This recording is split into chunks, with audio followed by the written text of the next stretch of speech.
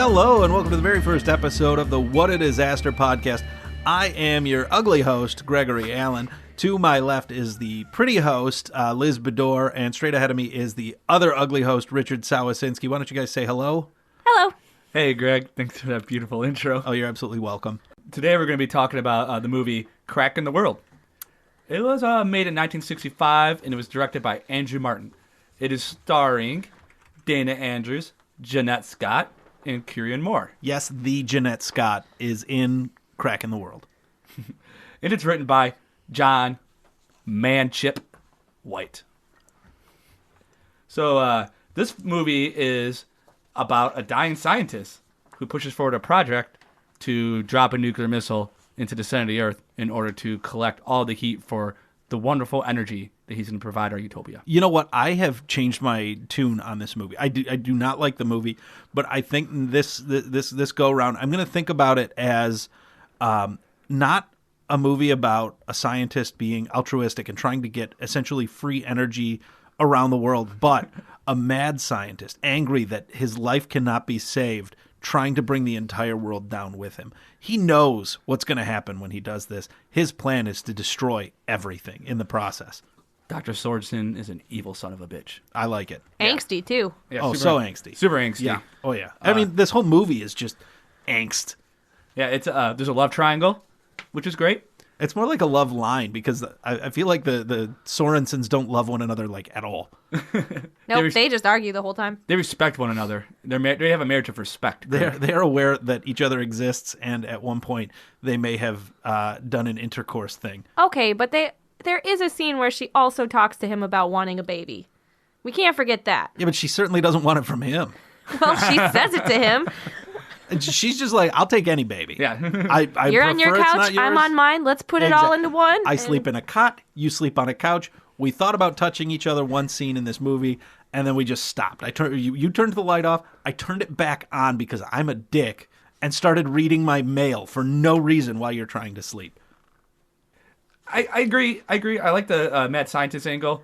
What I liked most about this movie was hand cancer and treating hand cancer with X-rays. What did you like most, Liz? I like the set design, the props, and Dr. Steven Sorensen's sunglasses inside constantly.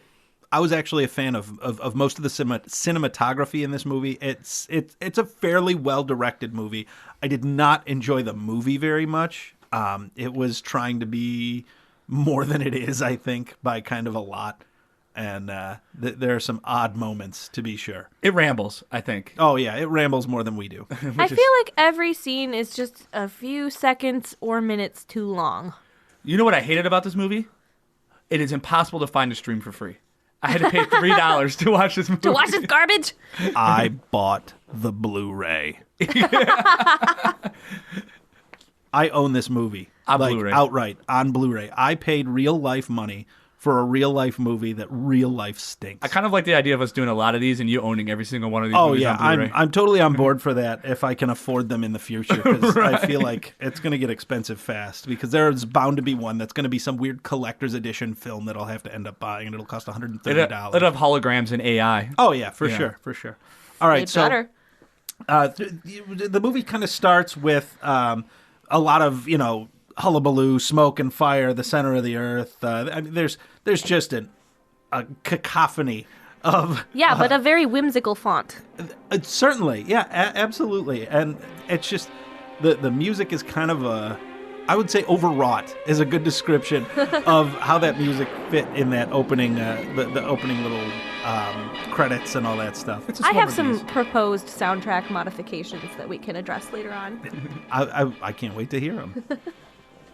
So the movie kind of opens up with Jeeps and kind of a racist depiction of, I think, Africans. They were in Africa, so let's assume it's Africans. I wrote racist depiction, but after the third time watching this movie, I feel like maybe it wasn't that as racist as I thought. But they were holding spears, which was a little... Were they spears, or were they... like those hooks that shepherds use, shepherd's hooks? I think they were spears. But what do I know about Africa in 1965? Yeah, I mean, probably as much as I do, which is not very much, and also that they probably were not just a bunch of indigenous people walking around with spears half naked. Right. Around a scientific complex. So yeah, they were driving the Jeep, and they saw the African people. They were driving through, I think, the mountains, or like down in the valley. Or a very fantastically painted sci-fi complex with satellites and fabulous that's super angles. racist. Is that racist? Yeah, I feel that's like bad. I don't know that it's racist, but it certainly is. It's certainly insensitive. It definitely would not fly today. Ignorant. It doesn't need to be there. Right, well, It's completely unnecessary because they're showing black people with spears to say, "Hey, we're in Africa." Right. So you know where we're at. Actually, I thought maybe it was Australia. Like the first time I saw it. So. I mean, there are other ways to tell people where you are, such as using it in the script. Or a map. road Or signs, a map, or road signs, all kinds of things. 1,400 miles to Africa. Here comes Miss Smiley. So, anyways, they drive up in that Jeep, and the they in the Jeep is, I believe, the council. I don't know if it's the entire council, but it's the governing body that controls the entire world. As far I as believe can by tell. the number of Jeeps, which are also really cool, by the way. I love the cars they used in this movie. I think that it's supposed to be the whole thing. Okay. Otherwise, they wouldn't have used 7 Jeeps. There's 7 Jeeps? There's a bunch of them, yeah. Oh, wow. There were a lot of Jeeps. It wasn't just the one. So it's the entire council. We'll say that's the entire ruling body of the world, all in one place. Yeah, I don't know if we want to call them all world leaders, if it's the Illuminati, any number of things could be happening there, but it's certainly a lot of people that we are supposed to perceive as being in charge of stuff. Bunch of suits. So they get out and they look at that scaffolding with the missile hanging off of it, and the one guy gets out and goes, "Oh, wow, I see you got a giant missile there. That's strange." And she just looks at him. Dr. Maggie looks at them and goes, If you look closer, you'll see it's not armed. yeah, every layman is aware of what a nuclear warhead looks like after they're told, "Hey, I'm going to show you guys this nuclear warhead I want to use to shoot a hole in the earth." Greg, we're not talking about laymen. We're talking about the council. They know what's up. Fair enough. The council should be well aware of what's going on. idiots. And then they go inside the. I like the scene a lot because they pull up to the building and you get to see all the design they did on the outside of this building. They only showed the shot a couple times. A lot of work for just a couple shots. They But made it out of balsa wood. You think so? No, I know. I read it in the trivia. Boom. Oh. She read the trivia. What'd you read, Richard? Nothing, because you can't. The Hardcover. scaffolding is balsa wood, but the complex is painted. Hardcover books. That's all I read. So they she squeezes into the elevator with the entire council, and then she proceeds to talk about how deep they're going to go and how going deep is obviously they're going to go as deep as possible. Who wouldn't? There's a lot of uncomfortable the- eye contact in this scene, also. The line that stood out, and you guys put in our printout here, you added a screen grab of Dr. Sorensen, the Maggie Sorensen, saying, Since we study the Earth's crust, it's only natural that we should wish to get as deep as possible. and it is just, it's a gem. It's It is a great. gem of a line. I didn't right think there. you'd believe me. You would be like, "What Pornhub channel are you on?" Right. I mean, No. that is something else. That's great. So somehow they have multiple elevators, but they chose to squeeze everybody into one, and they're down in the facility taking a look around, trying to see, what's going on here with these people that are trying to convince them to blow up the world. So like the next scene's kind of a throwaway scene. They're just kind of like she's just introducing the council of leaders to the rest of the scientific team. I like the next scene. Could you explain what's going on here, Greg? So we are now introduced to Dr. Steven Sorensen, who is, I mean, when you first see him, he's got in one hand he's reading something. I don't remember what it was, and the other is held between like these 2 discs on posts. And as he pulls his hand away, you can see that it's burned. But you find that he is sick with cancer, and he feels that the best treatment is to shoot X-rays into his hand. Just riddled with cancer. He's just riddled. He's Dr. Cancer. He's got like actually. 5 days to live, and he looks fantastic. He's not sick. He's just clopping along like a healthy horse. Put a Band-Aid on it, push forward. His doctor does say, "Listen, man, if you don't stop putting X-rays on your cancer, I'm going to stop treating you." He's not putting x-rays on his cancer. He switches hands. He doesn't care where the x-rays goes. He just wants to shoot himself with x-rays. The man has lost his mind. He just really likes looking into his hand. Like, he just can't stop it. It's desperation of a dying man trying to find any hold he can to stay on Earth. Hey, guys, look at all the bones in my hands. Isn't that great? He's hoping to roast his hand until it's nothing but bones. So, like, the doctor, Dr. Sorensen, Steven Sorensen, we'll call him Dr. Steven, because there's two Dr. Sorensens, because Maggie and Steven are married. Maggie and Steven. So I'm going to go with... and she is a scientist, quote, in her own right. Yeah, I'm going to go with Dr. Cancer and Dr. Sorensen as their names. He goes to give this my second favorite scene in this movie. So it peaks early. He gives this speech on how magma is going to be used, how he's going to harness magma to power everything. But the speech isn't about the machinery he's going to use to capture that thermal energy and how he's going to distribute that thermal energy across the globe in 1965. The speech is about how he's going to drop a nuclear missile into the Earth and not hurt anything. So they're stuck. They've been drilling and drilling and drilling. They're trying to get to the magma core of the Earth, and they've reached a spot that they cannot seem to drill through.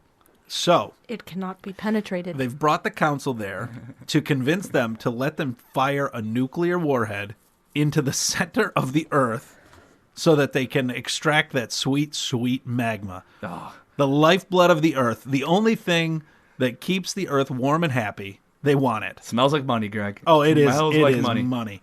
Dr. Cancer just is ready to destroy the planet so that he can get some of that goop out to the rest of the. That's why I think, honestly, like Gwyneth Paltrow goop. He's got to just be a bad guy. Yes, Yeah. Gwyneth Literally Paltrow's the same goop is thing. magma. It'll make him some good money. Yeah. Oh yeah. He's going to be loaded, or he's going to destroy the world because he's dying. I'm now convinced that he's just a bad guy.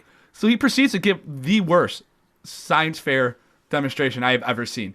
Like, he has two panes of glass, and he takes one pane of glass, hits it with a hammer, and he goes, "This is what happens if you just blow it up." Then he takes the other piece of glass, heats up a rod, and he shoves the rod through the glass to demonstrate that, see, if you get it hot enough, the glass won't shatter, it'll just part, and the heat will penetrate, what we say, sear a hole into the Earth rather than explode the Earth. But when he's doing this, if you watch the window, it actually cracks a little. There's a tiny crack, which is foreshadowing for what's going to happen, but later on in the movie. But it wasn't intentional, because the next scene, when the camera pulls away, crack is fixed. There was no crack. Yeah, absolutely. I mean, it was unintentional foreshadowing, and we all know what's going to happen. I mean, the movie wouldn't be called Crack in the World if everything were going to go to plan. So he goes through this weird, like, poorly laid out sci-fi or science fair explanation that my 4-year-old could have done better. And it's beautifully constructed of construction paper and marker. His dad had to have helped. There's no way that he did that himself. Maybe Maggie is a scientist of construction paper, and that's how she's a scientist in her own right. She built the whole thing. She built the whole thing out of construction paper. That's how she's a scientist. She does no other science, doesn't no science, provides no scientific insight throughout any of this movie. She did open her mail. 65% of this movie is her reactions to things she has neither contributed to or in any way or does anything to help. Yeah, she just runs away from magma. She just looks scared a lot. That's probably what I would do too, but I'm not a character in the movie. But the camera's not on you 65% of the time. Yeah. And she was clearly there as eye candy, and that's about it. He's got all these big ideas about what he's going to do with this magma, and it all involves like putting it into buildings right above this hole that he's about to drill. That's not. There's a lot of bad science for this guy purporting to be a scientist.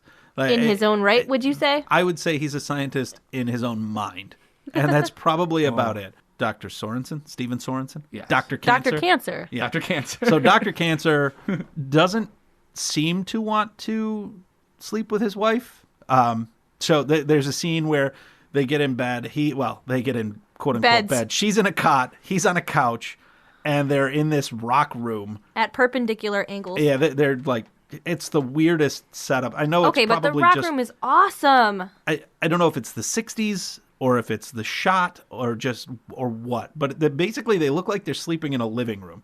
You'd think for a couple of people that were planning on being here for any sort of extended period, they would have plans for, bunking down. Nah, I'm sleeping with the rocks, dude. Yeah, and this is where Maggie lets Dr. Cancerhand know that Ted is better than him in every way. And she proceeds to list the way he's better. Like, he's better at tennis. He's better runs looking. Down on him. Like, have you ever kissed him? If you haven't kissed him, you should try it. He's great. The only positive thing she says about him, about Dr. Cancer, is at the very end, she goes, "But I chose you." It's like, why? At this point, why? So here's the list of reasons you suck, and Dr. Ted Rampion is the best. But I picked you anyway, probably because you were more easily available. And Dr. Ted Rampion is a jet-setting, handsome man who goes everywhere to do everything he wants because he's the best. He's young, brilliant, dances divinely, and plays very good tennis. But he isn't the one I picked. I picked you. You're my husband. And Dr. Cancer's at least 15 years older than her, right? Oh, Dr. Cancer is 20? 1,000. Yeah. It was her professor, so inappropriate. But whatever. That's between them. That's their private lives. Kinda hot. You're gross. Go to your I room. know. I love your science, lady. This whole the whole scene where they're getting ready for bed it's uncomfortable, but I don't know that they intended it to be uncomfortable in the way it was uncomfortable. Yeah, it looks really unnatural. They kiss for a second. It's odd. The whole thing's odd. And then they go to lay down. She turns off the lights. Yeah, she shuts everything down. She's like, "All right, well, it's bedtime. Time for bed. She did just ask for a baby, and it didn't go over very well, so she got mad and turned off the lights, and then he spitefully turned them back on. To be fair, he's had 100. mail to read. She knows he's 100. The baby discussion, I feel like, has happened a bunch of times, and now we just get to see one snapshot of it. Yeah, exactly. This again. It's totally a this again. Really, this absolutely. again. He's not making the this again face. No, although it's more like I wish I knew what the this again face looks like, but I don't, so I'll use this one. And actually, the actor chooses. And honestly, screw Maggie for this. Tomorrow's about to be this guy's biggest day in his career ever. He's gonna drop a nuclear weapon into the core of the earth, and this is the night she decides to drop the baby conversation on him. Yeah, his Dr. Cancer's evil plot is about to come to fruition.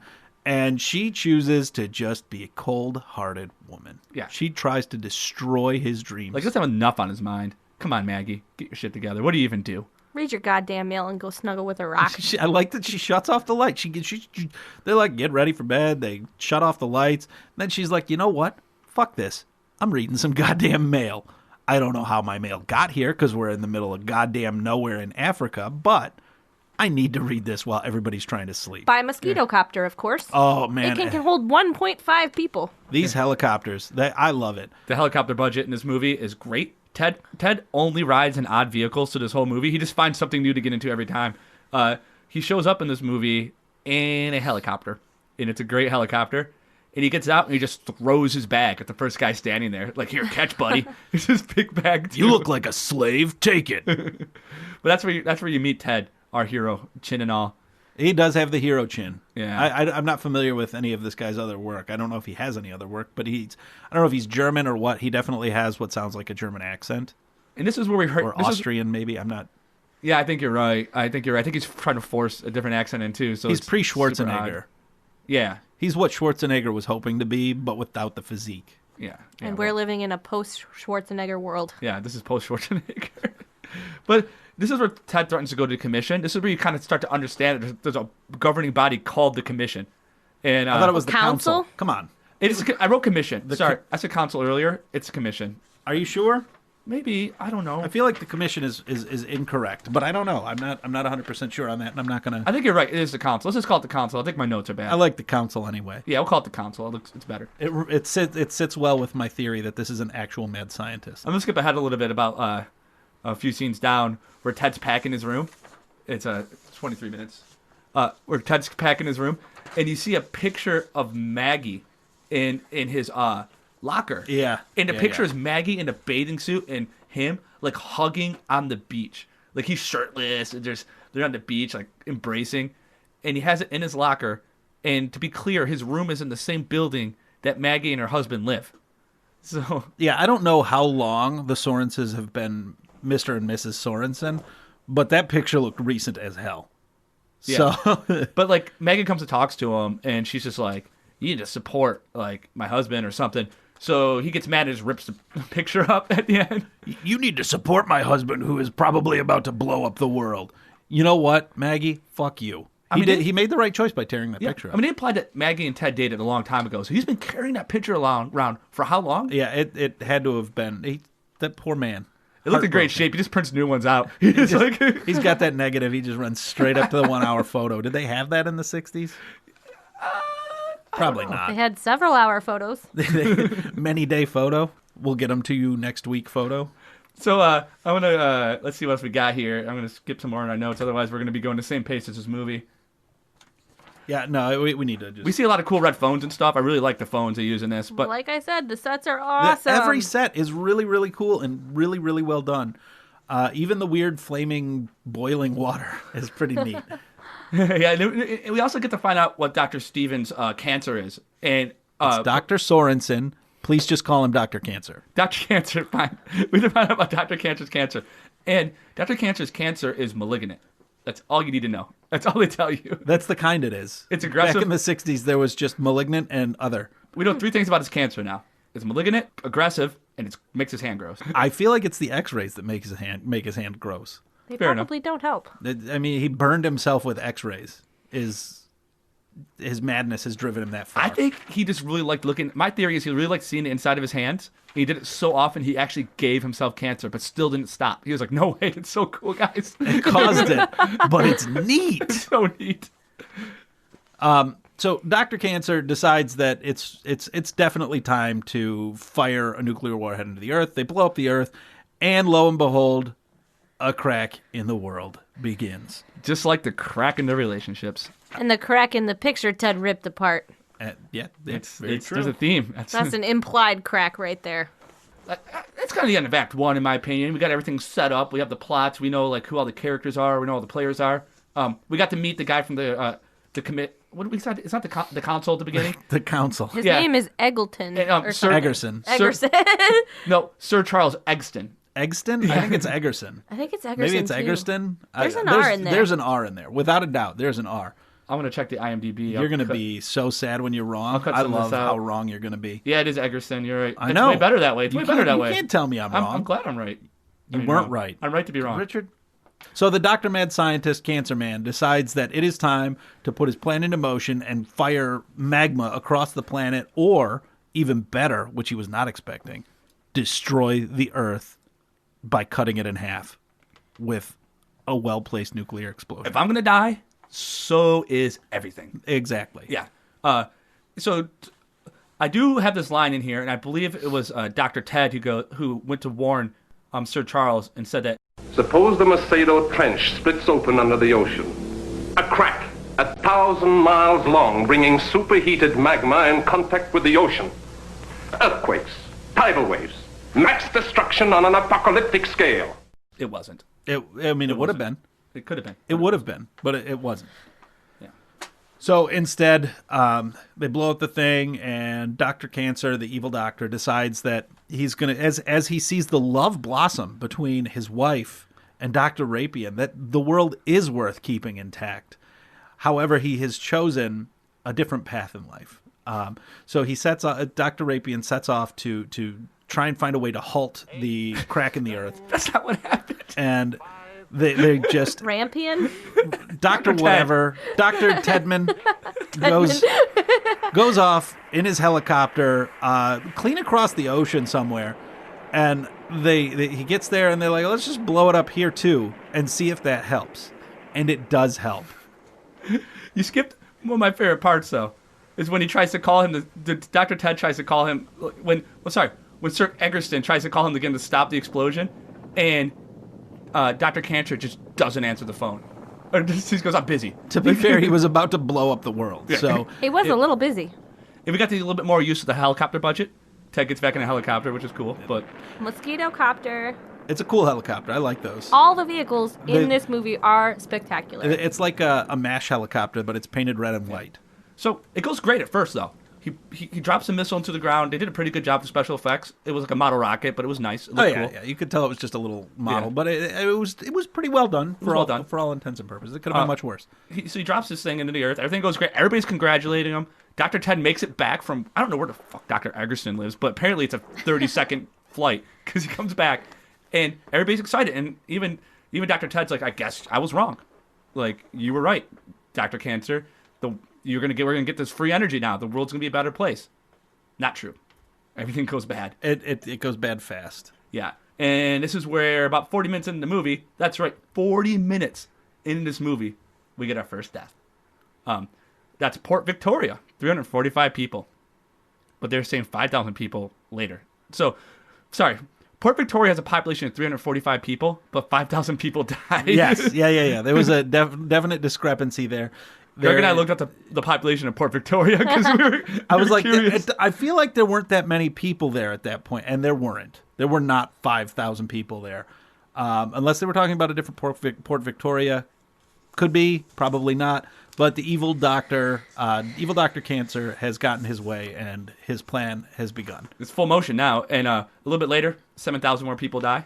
So now we're at like 13, 12,000 people have been killed by this one explosion. And Dr. Evil Cancer, he knows it's going to get better for him. The numbers are going to grow. Yeah.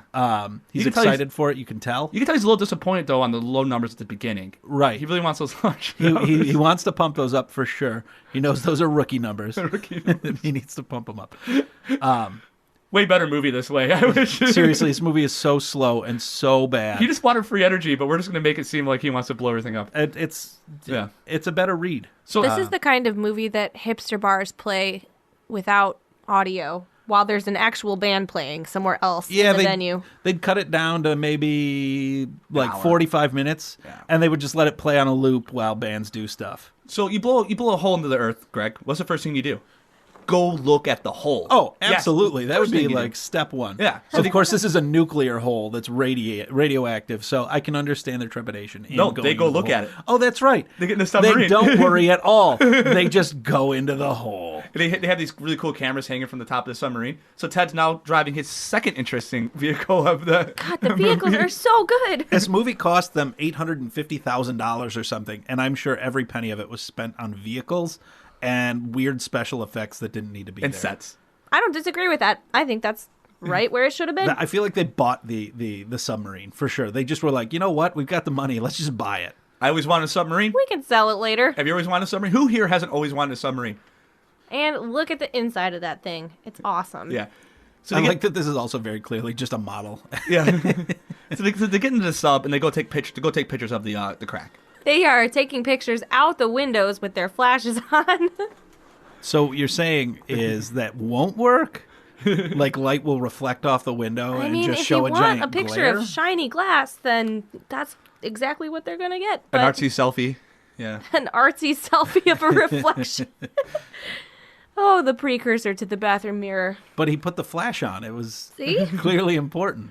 So they do that. They take this is a long scene with the submarine. It's not really that exciting. The most interesting thing is when he takes a picture. I don't know. But when they get back up, they start back into the real surface world, I guess. The real world. It's still the real world. They're just underwater. So they get back to the surface. They go back to the compound for whatever the inner space foundation or whatever. Yeah. And they get back up there, and they must have a 1 hour photo because they have these pictures available to them pretty quickly. The quality is horrible, but you can see things in them, which would never happen when you're taking a picture with a flash through a submarine window. If they're monochrome, you could do it in a dark room yourself, right? Right, but the picture would still be garbage because they were taking a picture of Turn light. off the goddamn flash. Seriously. You put the lens right up to the glass. You leave the flash off, and you take. You know what? At that point, you could even have the flash on if you cup around the window. But yeah. No, the way they take that picture is not going to work. They needed a couple more people. And they do it over and over. It's not like a one-time mistake. It's like all the pictures that they take. I do like that he starts taking pictures of like the magma in the water with the flash on still. Like that's not going to be lit up enough. Yeah, it's too dark. I like this. We need a little bit of fill light in here. I like this next scene that comes up about 44 minutes in when Greg, you called this. They were looking at all the negatives and all the pictures, and Dr. Cancer has these sunglasses on, And Greg's watching this. He goes, he only has those sunglasses on because at some point he's going to find a revelation and he wants to take them off. He steps into the light and he rips them off. And then he goes and grabs. So he has really sensitive eyes. That's why he has the sunglasses on. He's implying that his eyes are sensitive because he's dying of cancer. He goes and grabs the negative. He'd have all these pictures printed out. He grabs a photo negative and holds it up to the light and looks at it and goes, "Yep, looks like a crack." Yeah, they didn't have small. They didn't have small prints of these either. They were poster-sized photos that they printed off from this. He can't see them with his sunglasses. So he steps under the light and rips them off, and still needs to hold the. Yeah, there's a lot of weird inconsistencies throughout this movie.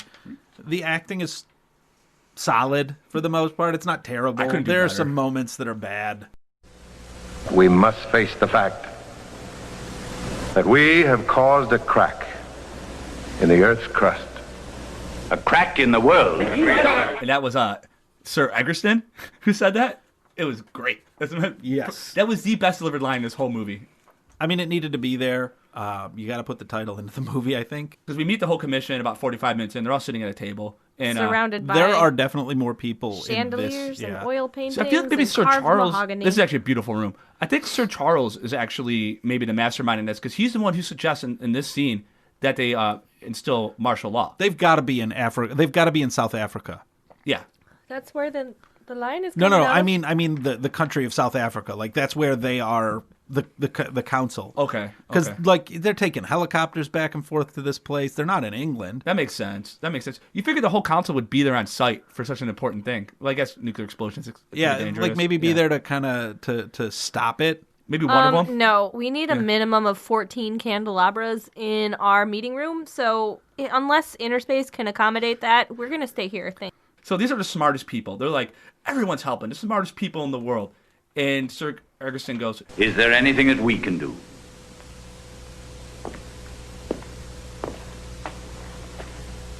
Pray. pray. So No, his first solution was pray. His First solution solution was pray. Second solution was blow it up again. Let's try and redirect the crack or stop the crack or anything we can do to make this crack a different crack. First, let's try wishing really hard the crack wasn't there. And then if wishing really hard doesn't Yeah. work, we'll blow it up again. We'll see what happens. What do they have to lose? Let's be honest. All right, at this point in the movie, we're on to we're on to the third act where Dr. Evil Cancer has decided that his choice to blow up the world may have been poor. Problematic. Ill-conceived. Yeah, he's struggling with destroying the planet and decides instead to allow Ted Rampion to save it. I refer to Ted as Dr. Cool Guy here because he rolls his sleeves up and gets ready to solve the problem of, He also throws his suitcase at people. He's just a yeah. fly by the seat of his pants kind of guy. I mean, do you have a choice when a crack in the world is forming? It wasn't forming when he did that. I mean, you don't know that. Crack in the world's they don't just appear out of nowhere. No, you need a missile launch, which Dr. Evil Cancer did. Well, now we're at like about 48,000 people dead, more or less. They didn't give us an accurate roughly. count. It's I think about 50,000 people have died thanks to a crack under the ocean. Yep. Nope. So- It's Dr. Cancer got some morphine from his doctor too, so that was pretty great. Like it was a good partied. scene. There's a whole scene. This is how boring this movie is. There's a whole minute and a half scene of Dr. Cancer talking to his doctor, x-raying his hand again, but different hand this time. And his doctor goes, "Here's some morphine." And it take a minute and a half to have this conversation, which you don't need at all. Yeah, no, there are a ton of scenes that are just there, and it doesn't make any sense. almost And- always way too long. Yeah, absolutely. This was a painful movie to watch. But this is where Dr. Cancer gets really sucky, though. He gets really, really self-pitying. He's the worst. Right out here. He gets right on that pity train and rides it to the end. At one point, he tells Maggie, I gave orders I was not to be disturbed. Stephen, please. What's happening? Why did you come? You want to call me a murderer to my face? And that's the first thing he says to her when she's like, "Hi." Hi, husband, person that I married. I chose you. Not only is his attitude completely just unbearably angsty, he's wearing sunglasses through this whole scene. He has the worst case of man flu ever. yeah. He just is like, he shuts down. He is inconsolable, useless man because I don't feel good. I have cancer or whatever. I would have died in 4 days. He was going to die anyway. Yeah. Try to blow the earth up. Yeah, he's an idiot. He is an idiot. Yeah. Smartest dumbass on the planet. He's like, I told you I didn't want to be disturbed. And she's like, here I am to disturb you. So anyway, at this point in the movie, everybody's kind of making haste to try and solve the problem of Earth blowing up and being split in half by this bomb. And naturally, Dr. Cancer's number one enemy, who is Dr. Chin, Ted Rampion, is the only one that can stop this. Right. And between the power of love of Ted Rampion and Dr. Sorensen's wife, and that Chin, he manages to find a way to save the planet, and that is to stop the crack from forming by blowing it up with another nuclear weapon. Well, you know what I really would have liked to have seen here is like a montage of them doing math equations and like high-fiving, rolling up their sleeves, like anything would have been fine. Except instead they show us a reverse nuclear explosion over and over just, and over again. So they figure out. You can actually see the unmanned Navy warships in this scene because it's, footage from the actual test that they did. And the boats are in there. You can tell what it was. Yeah. Yeah, and and that's what they do. They just watch it over and over again. They go, you know what? By watching this destruction, I figured out that if we drop one of these bombs into the Earth again, we can solve the problem.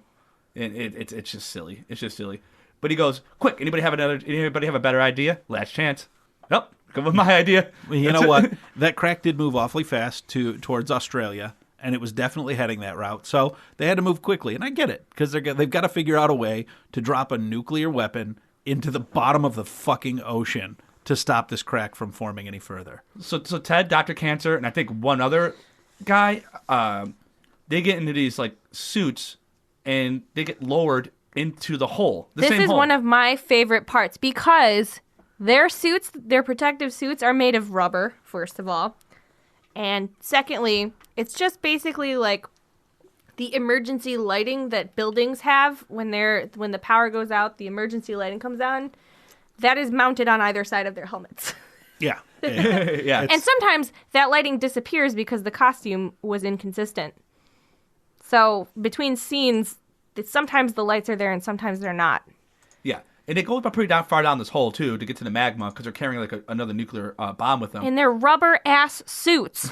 Yeah, so the solution, wasn't to drop a nuclear bomb into the ocean. I forgot. They just put it down the same fucking hole that they had. Yeah. And then put some people in it, too. Yeah, they had to bring people with them because there was cliffs, and they're worried if they dropped it without people, they would hit a cliff. But how did they drill straight down? There has to be a clear path. I mean, to be fair, a nuclear explosion could probably change the way the original hole looked. I didn't think about that. But they do eventually find a way to make it clear down into, I'm assuming that's the Earth's core. 60 feet down. Yeah, that's it, right there. Yeah. They just had to go 60 feet, and then they dropped it from there. That's what it looks like. I mean, that the core is only 60 See? feet No lights. deep. Right there.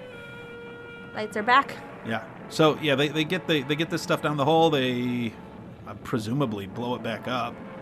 We lose a scientist. We lose Dr. Steele. Oh, that's right, the no-name scientist that's in the movie a couple scenes. He gets snagged, and then just falls. It's stupid. He goes, well, the bomb gets stuck. He goes, I'll save the bomb. So we have Dr. Cancer who's dying of cancer. He could have done this final thing. He could have sacrificed Final himself. act of goodwill His toward act humanity. of redemption is at the end of the film.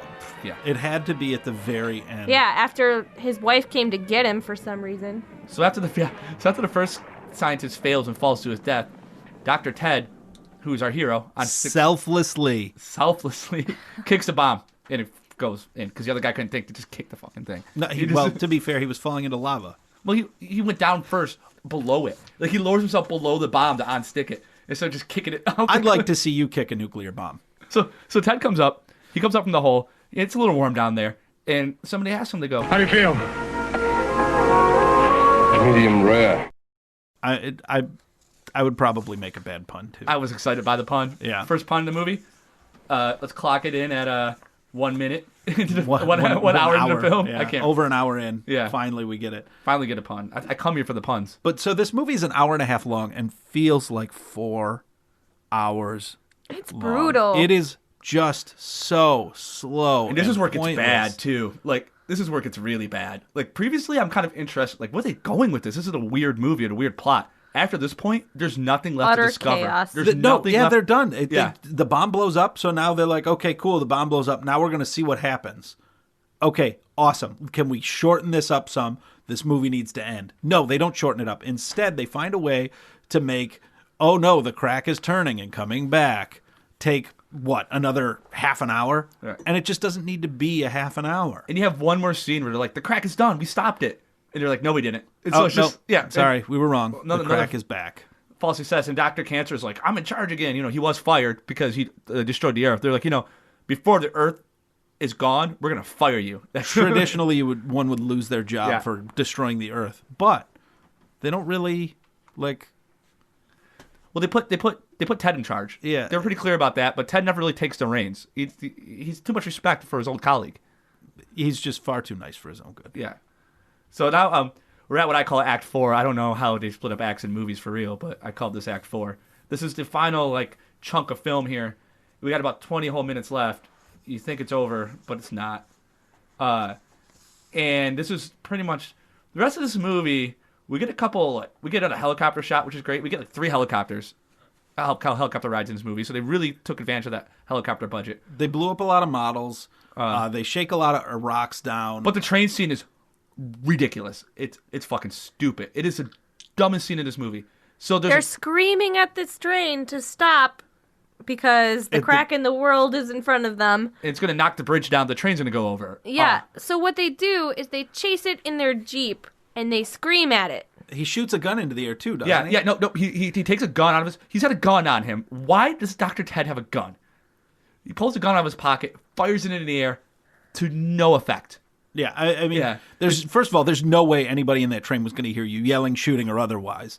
They were so far away from that stupid train. And I don't know much about trains, but one thing I think most people understand about trains is they take a while to stop, right? And they're You don't just- loud. yeah, They're so loud. yeah.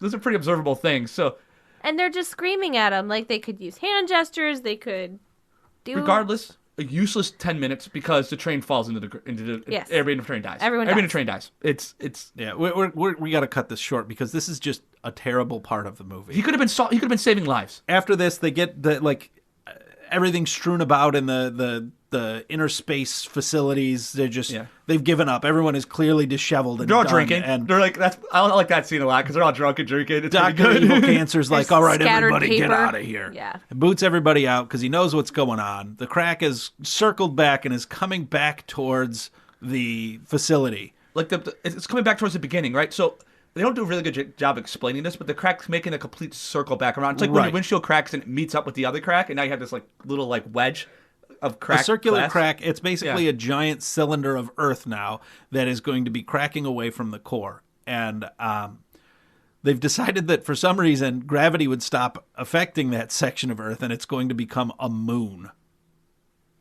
Yeah. No, Dr. Stevenson goes, or Dr. Cancer. I'm sorry. Yeah, He Dr. goes, Cancer, and it's Sorensen for the last friggin' time. I was drinking a lot, and near the end of this movie, I was drinking faster, and I took his name and combined it.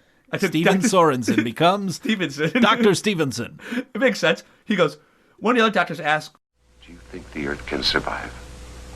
No one has ever observed the birth of a moon, Macefield. I don't know what that means. It doesn't make any sense. That is it- not an answer to that question. It's not a good answer to any question, although I may start using it at Yeah. work. I did something in my notes here. Any context. Shouldn't they be trying to stop the crack and stop worrying about trains? But that's And I mean, the focus was what needed to be on the crack. But they do have a solution, which is blow up the facility, right? I think that's what they end up doing. no. I think that since the crack's coming back around, the lava's spilling over into the facility, so the facility's being overtaken with lava. No, he had to stay in the facility to do something at the end, so that he sacrifices himself. Remember? I think Because he had to do something at the facility. I thought they were blowing it up. he was again. archiving his research data. Is that what it was? He just Yes. was saving data. Yes. Get a flash drive, bro. I'll keep recording everything that happens as long as I can. Sorensen, the whole project is going. Now open the door and come out with us. If you survive, you'll find all my records in the safe. If everything goes, doesn't matter anyway. He was archiving his research data in a lab that got blown up at the end of the movie. Okay. So, so he died for nothing. no, he absolutely. I mean, he died for love. Is what it was. died for No, love. he died Dr. for Evil blowing Cancer. up a hole in the world and destroying it. Dr. Evil Cancer made the ultimate sacrifice because he was going to go to fucking jail. So Ted and Maggie go back in. falling into ruin. Right. Ted and Maggie go back into the lab to save Dr. Cancer, right? That's what their whole plan is. So they go, nothing else is happening in that movie. The crack, nobody's doing anything to this crack. It's done. It's doing what it's going to do. But they know the facility's going to get destroyed. So they go down to save him. Who's cancer? They know he has cancer. Maggie finds out he has cancer over the phone by like a stranger tells him. A stranger goes, you know, your husband has cancer. She goes, what? And then she finds out from him later. But so she knows he has cancer. We kind of washed over that. Doesn't matter. He keeps it from everybody, but whatever. It's not important. She doesn't even care. Now she just has an excuse to bang Ted. She's like, I can fuck Ted Finally, me and Ted. Yeah. Yeah. I mean, it was. They just needed to write him off the movie. So for some reason, the elevators weren't going down, but they don't work coming back up after Dr. Cancer goes, leave me here. I got to archive my data. And they're like, well, fuck you, man. We're out. He needed all the energy from those elevators to archive his data. So he shut them down after they showed up. So they have to climb a ladder out of the facility. And what's great about this, and it's actually, Liz found this in the trivia, their outfits are pristine. Oh, yeah. Yeah. She mentioned that earlier, and I didn't think to look, but yeah, they're right. So right before they start climbing out, he slams the door shut behind him. Oh no, you're not actually coming. That's why he tricks them. He's like, Yeah, he's like, go get a thing. They're gonna go get that thing, whatever it is. And then when they run out, nobody stayed behind. Like, Yeah. And they close the door like, ha ha ha, fooled you guys, idiots. dummies.